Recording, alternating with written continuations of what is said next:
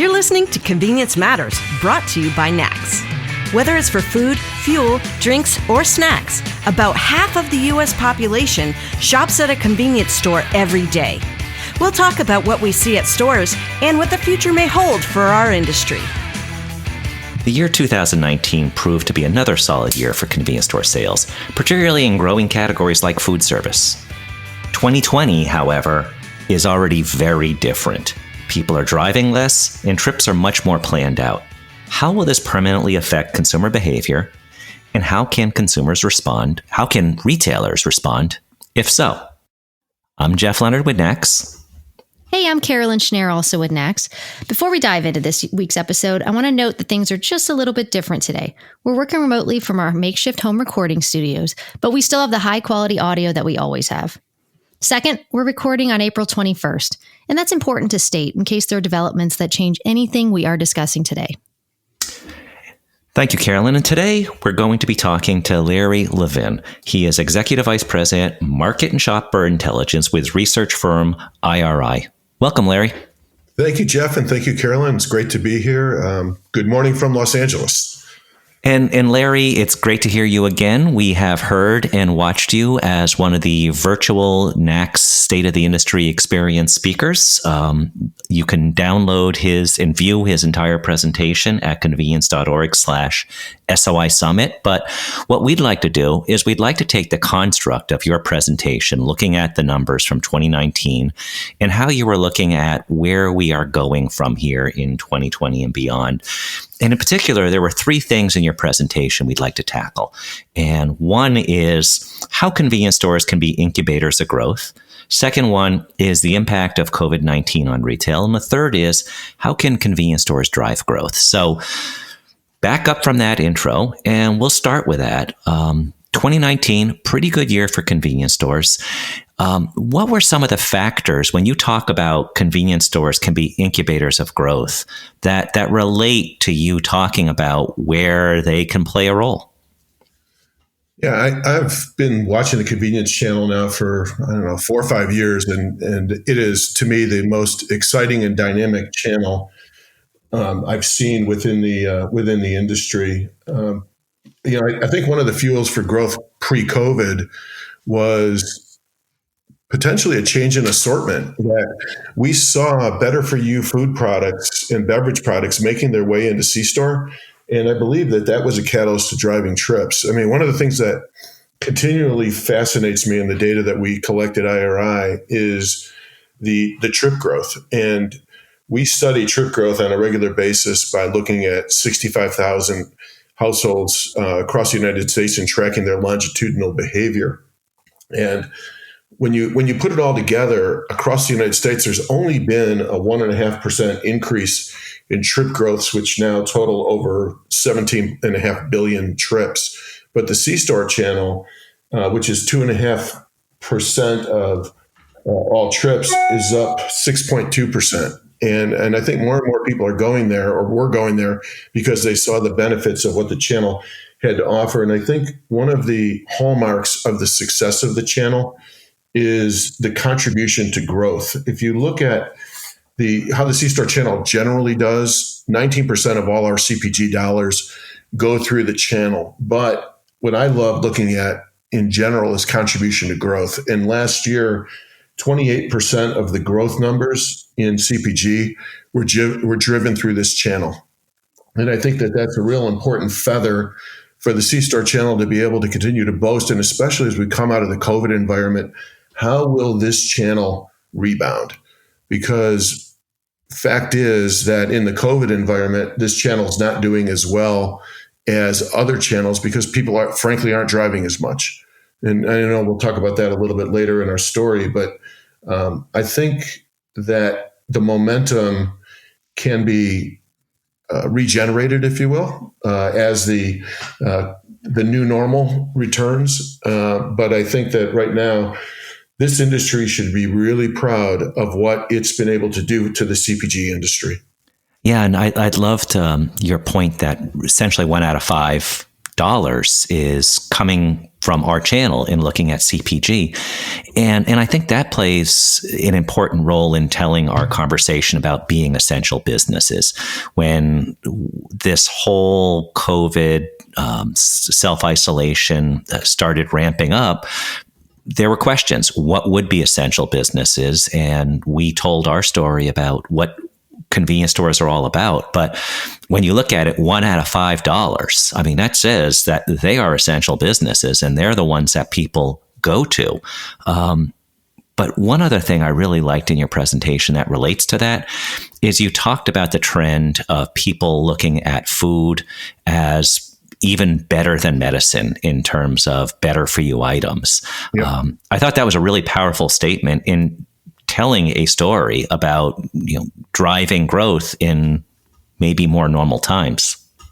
Yeah, thanks, Jeff, for bringing that up. One of the exciting segmentations our team at IRI did was to create what we call a self-care segmentation. And one of the attributes that came out of it, and to me, one of the most startling stats, is that more than a third of Americans think food is better medicine than medicine. And what's fascinating to me, even though the numbers are small, you look at some of the attribute growth that our channel has seen around non-GMO, around antibiotic-free, around gluten-free. The channel has responded to consumer need. And I think that's been a critical point at understanding why consumers are migrating there and why we see year on year on year trip growth. And that's been leading to dollars. The last few years, the convenience industry has been at the forefront of dollar growth. And I think it's that type of response that has helped to fuel it. And Larry, one of the things, like you said, the food is better care than medicine. That's going to be interesting to watch that one play out as we talk more about what happens after we get back into normal life. But I think that's something that we saw too at NACS. We talk about the growth of the water, packaged beverage and water. But especially enhanced water. So whether it's, more hydrating or more vitamins added or, I don't want to name brands, but ones with extra electrolytes or things like that, those have seen a tremendous amount of growth in the past several years. And I think that's something we've been talking a lot about and how it's become one of the biggest categories, not only in our industry, but others too. Have you been seeing that in your studies too? Oh, yes, no doubt about it, Carolyn. We do new product pace setters, which will be launched again in about 2 to 3 weeks from this April 21st taping. We'd love to come back on and talk a little bit about what we've seen, but every year our team will find enhanced waters, enhanced beverages leading the pack in new product pace setters, and more often than not, leading the pack within C-store.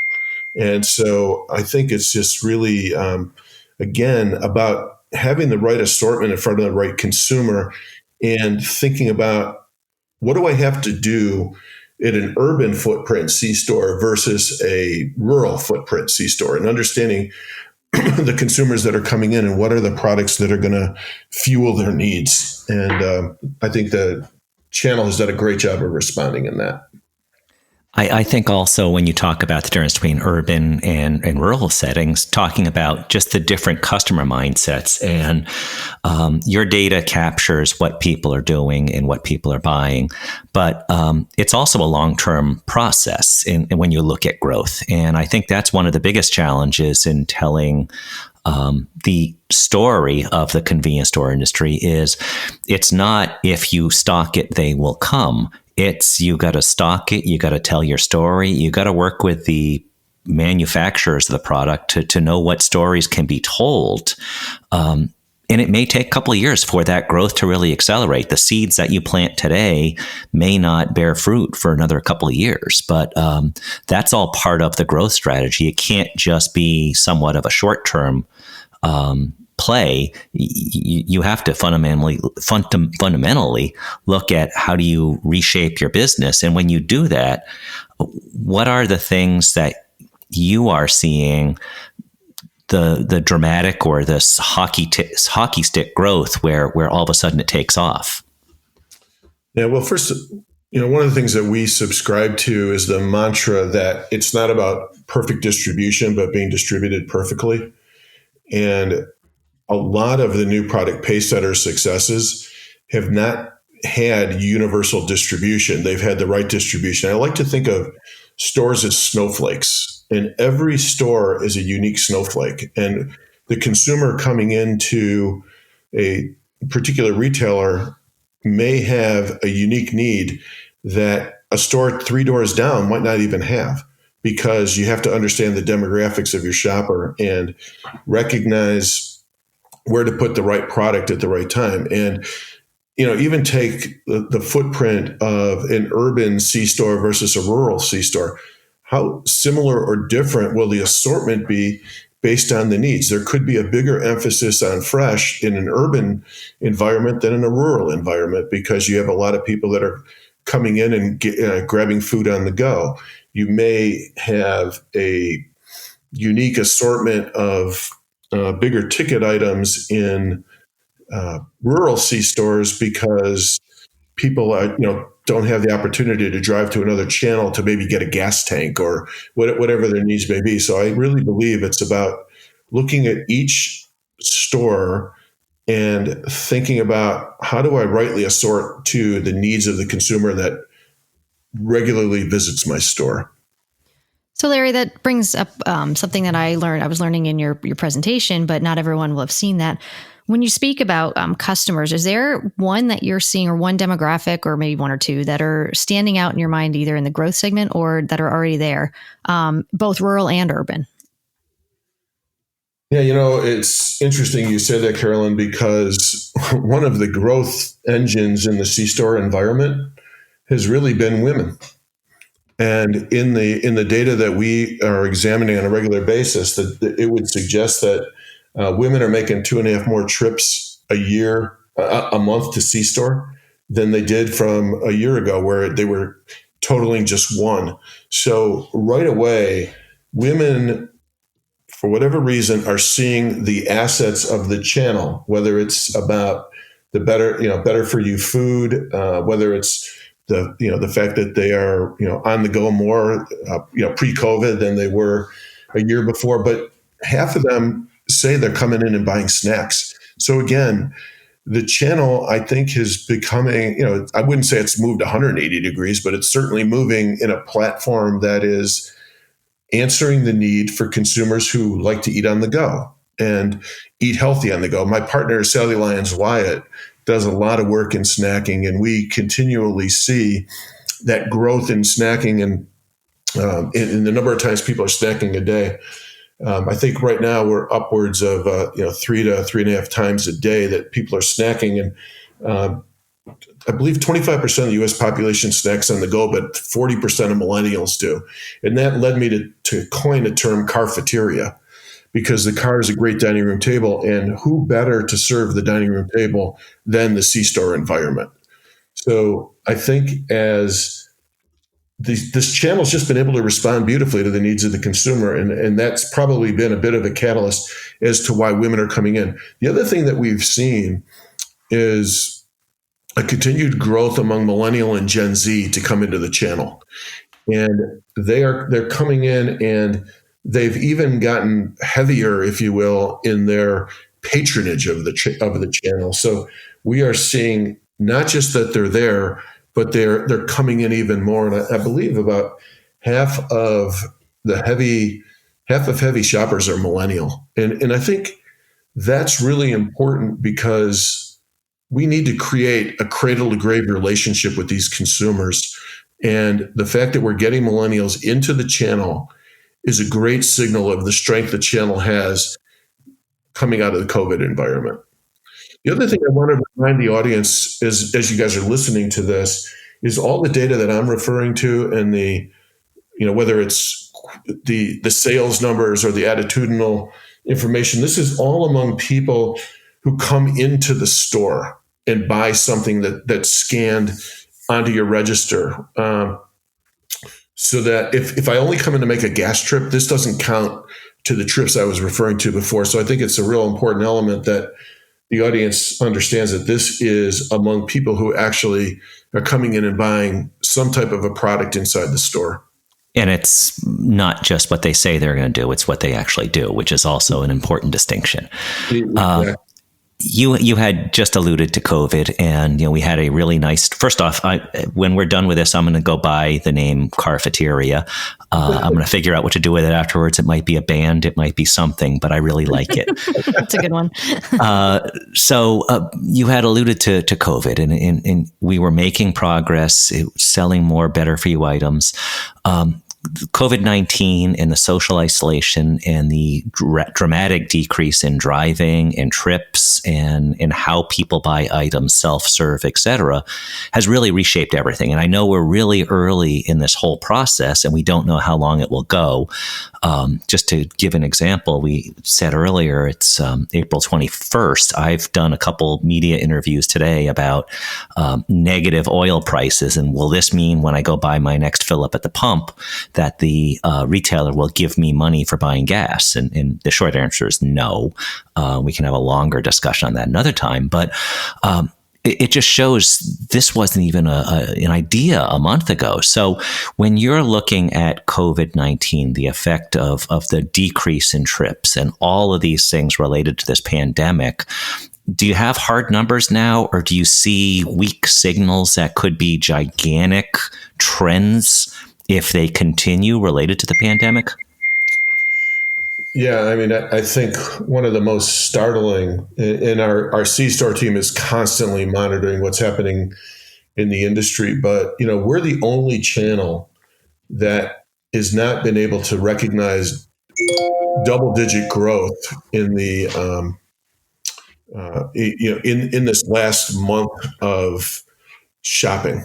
And as a matter of fact, over the prior 6 weeks, the C-Store channel is only up 2.2%, and the change versus a year ago is down 2.4%. Where you look at the other channels, we're talking multiple double digits, like 24% growth in C-Store. In multi-outlet and C-Store, 39% growth in food, 11% growth in drugs. So we are really seeing these other channels recognizing the opportunity. Now, one of the things we're looking into is whether or not we can start to look at differences in convenience by urban footprint versus rural footprint. And are the urban stores keeping up? One of the fascinating points our team did see in this COVID environment was that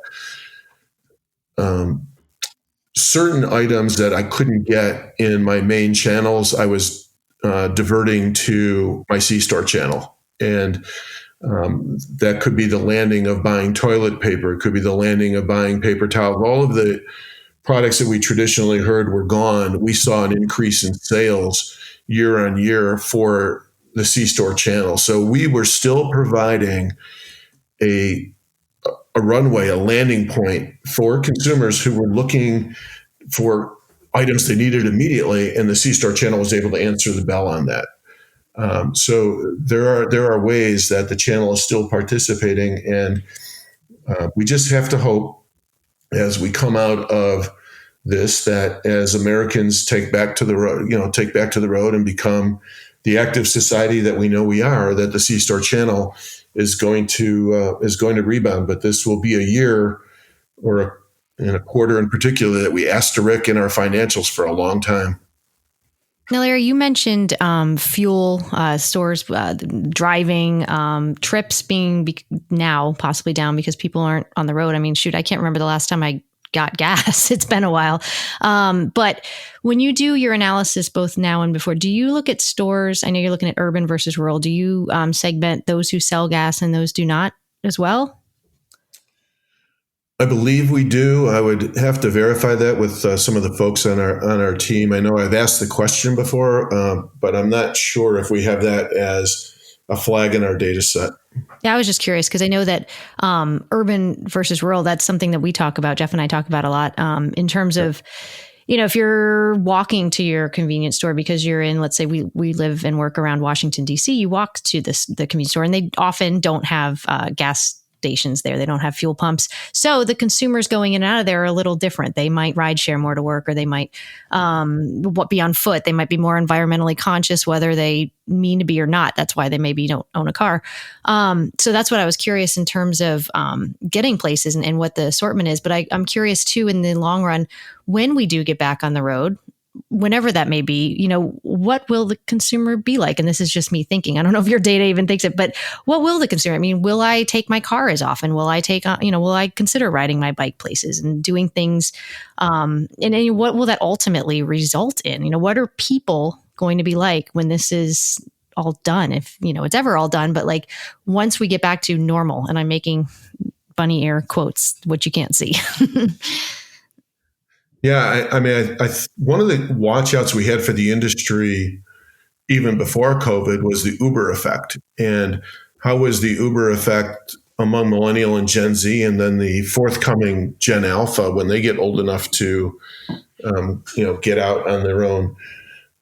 How will the Uber effect affect trips to C-store? And so that was one of the things that we've been watching as an industry. I know everybody has, wondering about that. But I think that as people return to the new normal, I wonder and theorize that driving for the sake of getting out and enjoying the environment may be one of the first things to rebound. Our team's doing a lot of work to talk to people about when they'll go back to restaurants, when they will go back and buy salon-style coffee in a coffee boutique. And there's a wait and see on that.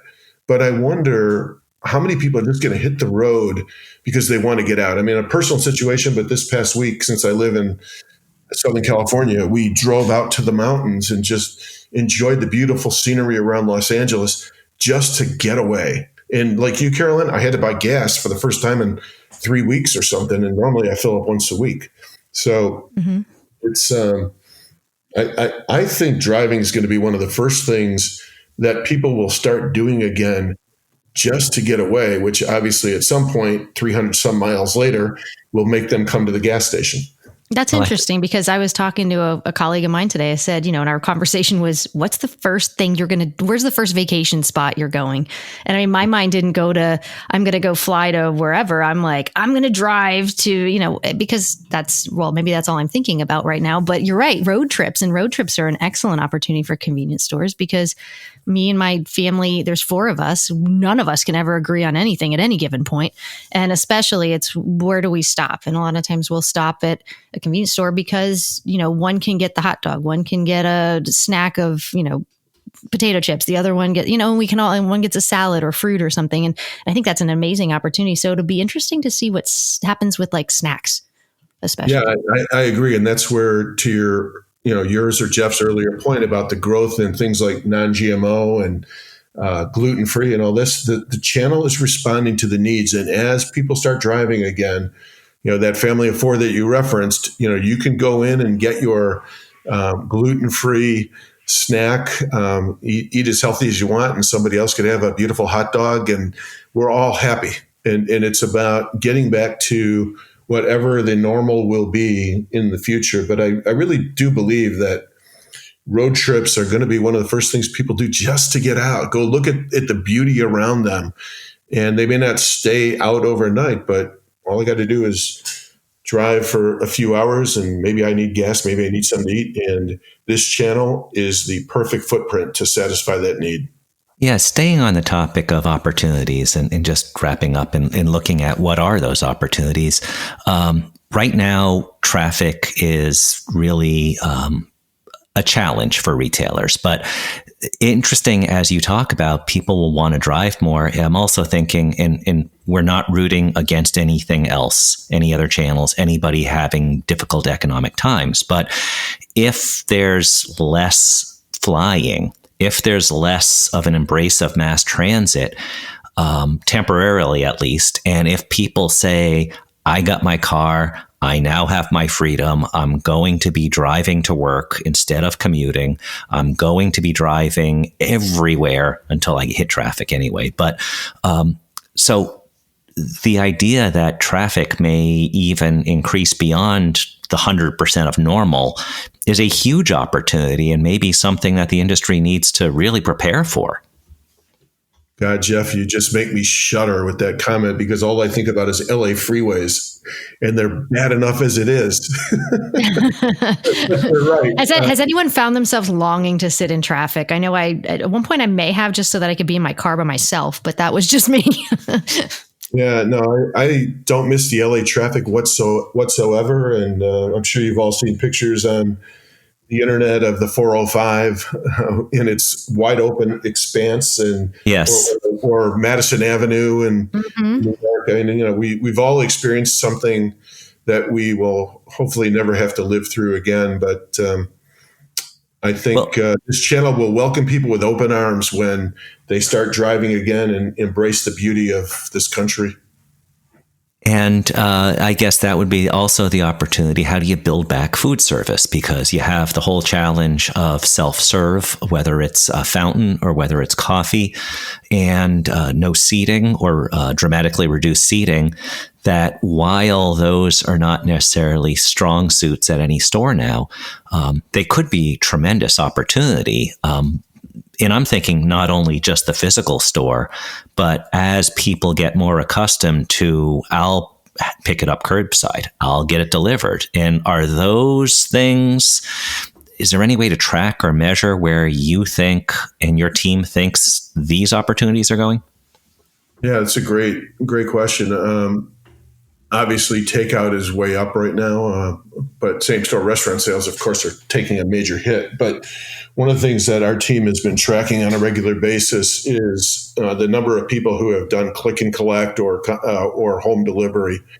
And in our most recent survey, about a quarter of the U.S. population has now moved to some kind of a click and collect or home delivery of their groceries. And interesting, though, and probably not surprising depending on where you live, it's taking an average of 3.5 days to get product delivered. And half the people we talk to also are not getting what they ordered. So it's a strange environment right now for click and collect, but obviously something that I think down the road will continue to improve. But the issue will be, how does this become sustainable? And for a lot of populations, it could be very sustainable. There's certainly older generations that are trying it. Some of the younger families that don't want to get their kids, quote unquote, ready for the battle of going to the store. This will become an important alternative. And how can C-Store, with its localized proximity, especially in urban environments, be a partner to the consumer who's looking for that immediate delivery of whatever I might need, just like I would call my food channel or any other distribution outlet.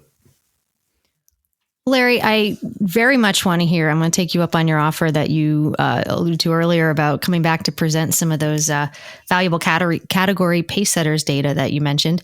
So I'll be calling you about that. And in the meantime, I want to thank you for being with us, for taking some time with us. I'm jealous you're in your warm California sun. It's a little cold out here. So get outside and enjoy that weather while you can. And also check out Larry's virtual SOI presentation at convenience.org. And on IRI's website, you can see the Tracking the Dramatic Pivot of U.S. Consumer and Shopper Behavior report on there as well. Larry, thank you so much. And thank you so much for listening to Convenience Matters. Convenience Matters is brought to you by NACS and produced in partnership with Human Factor. For more information, visit convenience.org.